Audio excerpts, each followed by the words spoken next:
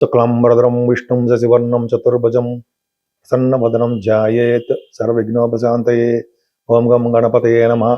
ఓం శ్రీమాత్రే నమః. ఓం శ్రీ గురుభ్యో నమః. మా ఆదియాసాలను చూస్తున్నటువంటి మీ అందరికీ పేరు పేరున నా హృదయపూర్వక నమస్కారాలు. ఇప్పుడు మనం 2 ఆగస్ట్ నుండి 2 ఆగస్ట్ 2026 నుండి 8 ఆగస్ట్ 2026 అంటే ఈ వారం రోజులు కూడా 12 రాసుల వారికి ఎలా ఉండబోతుందో తెలుసుకుందాం.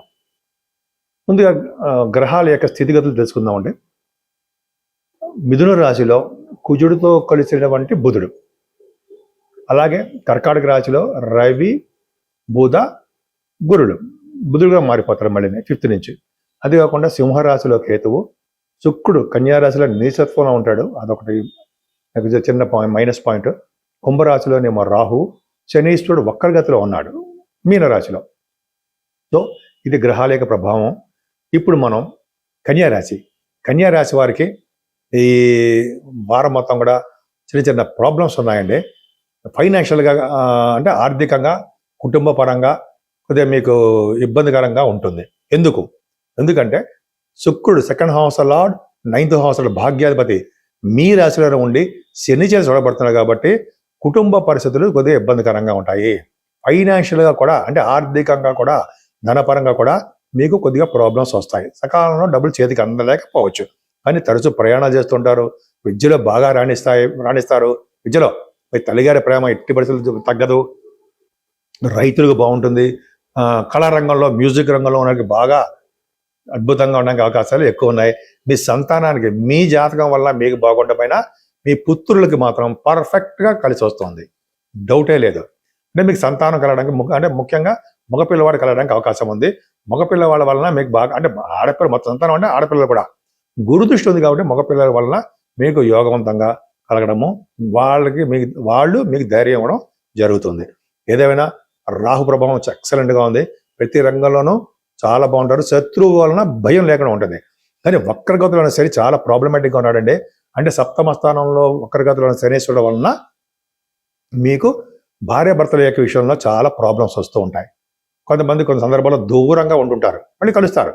కొన్ని రోజుల పాటు దూరంగా భార్యాభర్తలు దూరంగా ఉంటారు. 7వ స్థానంలో శని ఉన్నాడు కదా, ఆ వక్రగతిలో మరీ బలంగా వక్రగతిలో చెడు ఫలితాలు ఎక్కువ ఇస్తుంటాడు. పైగా 6వ ఇంటి వాడు 7వ ఇంట్లో ఉన్నాడు. అంటే భార్యాభర్తలు ఖచ్చితంగా దూరంగా ఉంటారు. కొన్ని దూరంగా ఉండడము, లేదా వాళ్ళు ఉద్యోగరీత్యా దూరంగా ఉండడము, లేకపోతే వాళ్ళ మదర్ని చూసుకోవడం కోసం, వాళ్ళ తోబుట్టువులు చూసుకోవడం కోసం, వాళ్ళ పిల్లలను చూసుకోవడం కోసం భార్యాభర్తలు దూరంగా ఉంటారు కొద్ది కాలం పాటే. అది ప్రాబ్లం ఏం కాదు. కానీ గురుదృష్టిలో ఉంది కాబట్టి ప్రాబ్లం ఏం లేదు. ఏదేమైనా భాగ్యాధిపతి కూడా నీచలో ఉన్నాడు కాబట్టి హైయర్ ఎడ్యుకేషన్ తక్కువగా ఉంటుంది మీకు. అలాగే భాగ్యం అంటే సరి సంపదలు తక్కువగా ఉంటాయి. వ్యాపారాల్లో నష్టాలు వస్తాయి. ఏదైనా ప్రొఫెషనల్గా కింగ్ మీరు. ఎందుకంటే మీరు రాష్ట్రాధిపతి బుధుడు దశమంలో ఉండి కుజుడితో కలిసి ఉన్నాడు. కుజుడు మంచివాడు కాకపోయినా కుజుడు వల్ల మిథున రాశిలో కుజుడు ఉంటే ఫారిన్ కంట్రీస్ ఇస్తాడు. అంటే మీరు ఉద్యోగరీత్యా ఫారిన్ వెళ్తారు, ఉద్యోగాలు వస్తాయి.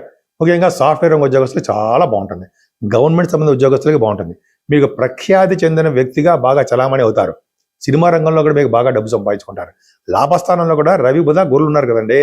బ్రహ్మాండంగా బిజినెస్ చేస్తారు. మీరు బిజినెస్లో బాగా రాణిస్తారు. ఒక ప్రత్యేకమైన వ్యక్తిగా ఉంటారు. ఒక కళారంగంలో మీకు బాగా ప్రత్యేకమైన కళ ఉంటుంది.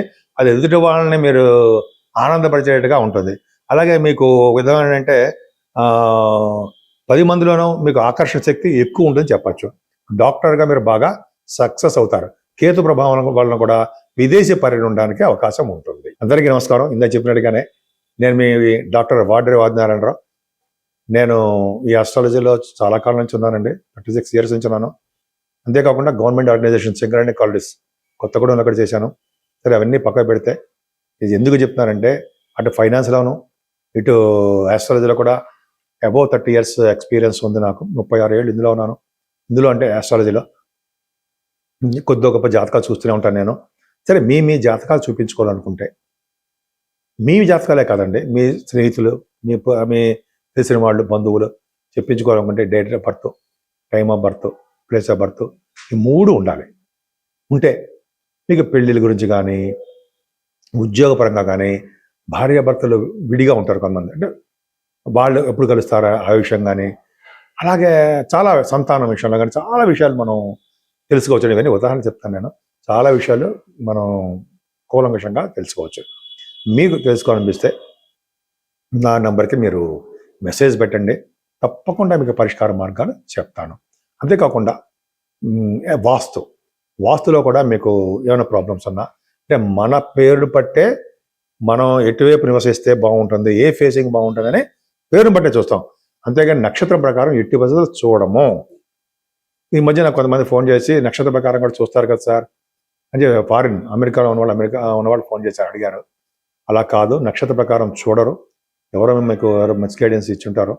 నక్షత్ర ప్రకారం కాదు, వాస్తు అనేది మన పేరు ప్రకారం స్టార్టింగ్ లెటర్ ఏముంది దాని ప్రకారం చూసుకుంటాం అని చెప్పడం జరిగింది.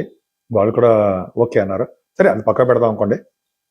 మీకు ఏమైనా వాస్తు సంబంధించిన విషయాల్లో ఏమైనా మీకు ఉంటే తప్పకుండా నన్ను కన్సల్ట్ చేయండి. వాస్తు విషయంలో కూడా నేను చెప్తాను.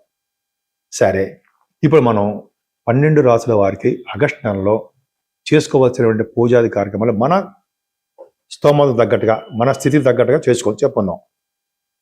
ముఖ్యంగా శనీశ్వరుడు బాధకుడుగా ఉంటాడు. శనీశ్వరుడు వక్రగతిలో చాలా ఇబ్బందికరంగా కనిపిస్తున్నాడు అన్ని రాసుల వాళ్ళకి.